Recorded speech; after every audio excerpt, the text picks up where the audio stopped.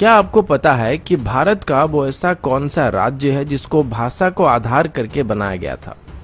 क्या आपको पता है कि दुनिया की सबसे बड़ी किचन भारत में है? लेकिन क्या आप जानते हैं कि ये जगह कहाँ पर है? क्या आपको पता है कि सिमलपाल नेशनल पार्क में ऐसी कौन सी चीज है जो पूरे दुनिया भर में कहीं पर भी देखने को नहीं मिलता है? क्या आपको ये भी पता है कि चंद्रगुप्त मौर्य जिन्होंने पूरे भारत को जीत लिया था, उन्होंने कभी भी कलिंग पर हमला करने का साहस क्यों नहीं किया था?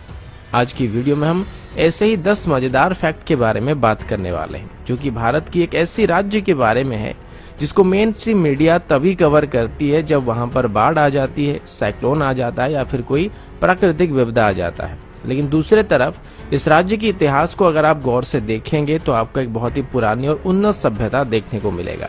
साथ ही इसकी प्राकृतिक सौंदर्य आपको यहाँ पर बार बार आने के लिए मजबूर भी कर सकता है। जी हाँ, मैं उड़ीसा की बात कर रहा हूँ और आज मैं अपने राज्य से जुड़े हुए 10 मजेदार और जानकारी से भरे हुए फैक्ट आप सभी को बताने जा रहा हूँ।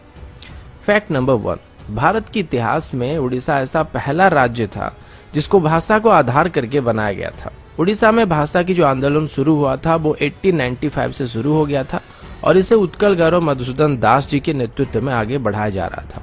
और फाइनली भारत को आजादी मिलने से पहले ही यानी कि 1936 में ही उड़ीसा को भारत का पहला राज्य बना दिया गया जिसको भाषा को आधार करके बनाया गया था।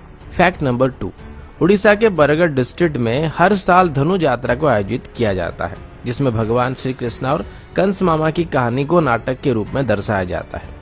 इस यात्रा को करीब 8 किलोमीटर की रेडियस में आयोजित किया जाता है और इसे दुनिया का सबसे बड़ा ओपन एयर थिएटर कहा जाता है और इस वजह से इसको Guinness book of world record में भी मान्यता दिया गया है। इस फेस्टिवल में कोई भी प्री रिटन स्क्रिप्ट नहीं होता है और इस फेस्टिवल के दौरान कंस वहां पर किसी भी इंसान को दंड दे सकते हैं। एक बार तो उड़ीसा के पूर्व चीफ मिनिस्टर स्वर्गीय बिजू पटनायक जी को भी कंस राजा को फाइन देना पड़ा था। फैक्ट नंबर 3, उड़ीसा का जो परंपरागत नृत्य है उसको ओडिसी कहा जाता है और ये बात बहुत सारे लोग जानते होंगे।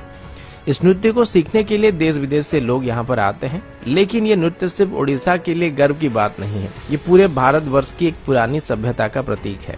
इस नृत्य कला के बारे में हमारी पुरानी संस्कृत स्क्रिप्चर्स नाट्य शास्त्र में बताया गया है और इसको भारत का सबसे पुरानी नृत्य कला में से एक माना जाता है। इसको मुगल रूल के दौरान या फिर ब्रिटिश रूल के दौरान सप्रेस करने की भी कोशिश की गई थी, लेकिन स्वाधीनता मिलने के बाद इसको हमने दोबारा रिवाइव करने में कामयाबी हासिल कर लिया था। फैक्ट नंबर 4, क्या आपको पता है कि ताजमहल के बनने से काफी पहले से ही कोणार्क टेम्पल को बना दिया गया था और सबसे बड़ी बात यह है कि इसको समंदर के अंदर बनाया गया था। अगर आप कभी भी कोणार्क टेम्पल घूमने के लिए आए होंगे तो आपने देखा होगा कि किस तरीके से बारीक खुदाई करके पत्थरों में अद्भुत कलाकारी का प्रदर्शन किया गया था, जो कि उस वक्त के ओडिया आर्किटेक्चर के बारे में सोचने में मजबूर करता है। इसके बारे में इतने ज्यादा अद्भुत और अनसुनी फैक्ट है जिसको लेके एक पूरी वीडियो बनाई जा सकती है। वैसे अभी आपको जो कोणार्क टेम्पल देखने को मिलता है वो सिर्फ इसका आधा हिस्सा है और जो मेन मंदिर था वो टूट चुका है। इतिहास में कई बार मुस्लिम इन्वेडर्स के द्वारा इसको लूटा गया था और इसको तोड़ने की कोशिश की गई थी और इसी दौरान शायद वो मंदिर टूट गया था। फैक्ट नंबर 5, क्या आपको पता है कि एशिया का सबसे बड़ा विलेज उड़ीसा में है? इस गाँव का नाम भुवन है और ये ढेंकानाल डिस्ट्रिक्ट में पड़ता है।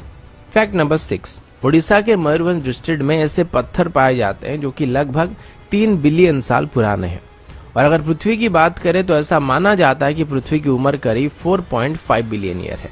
फैक्ट नंबर 7, चंद्रगुप्त मौर्य जिन्होंने पूरे इंडियन सबकॉन्टिनेंट के ऊपर जीत हासिल कर लिया था, उन्होंने 60 सालों तक कलिंग पर हमला करने की हिम्मत नहीं की थी, जबकि कलिंग यानी कि एंशिएंट उड़ीसा मगध की राजधानी से ज्यादा दूर नहीं था।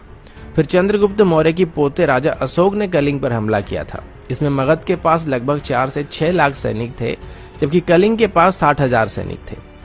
जाहिर सी बात थी कि कलिंग की हार निश्चित थी, पर फिर भी मगध के 1 लाख के आसपास सैनिक मारे गए थे।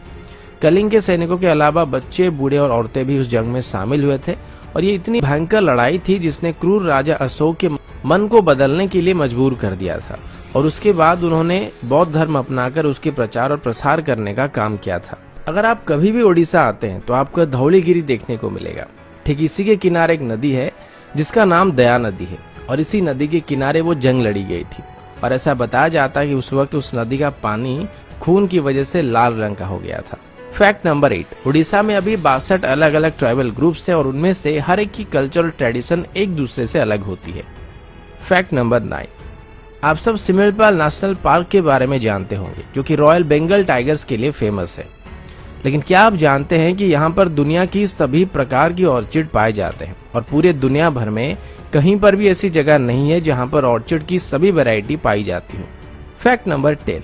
अब उड़ीसा की फैक्ट के बारे में बात चल रही है तो जगन्नाथ धाम पुरी के बिना ये वीडियो पूरा नहीं हो सकता है।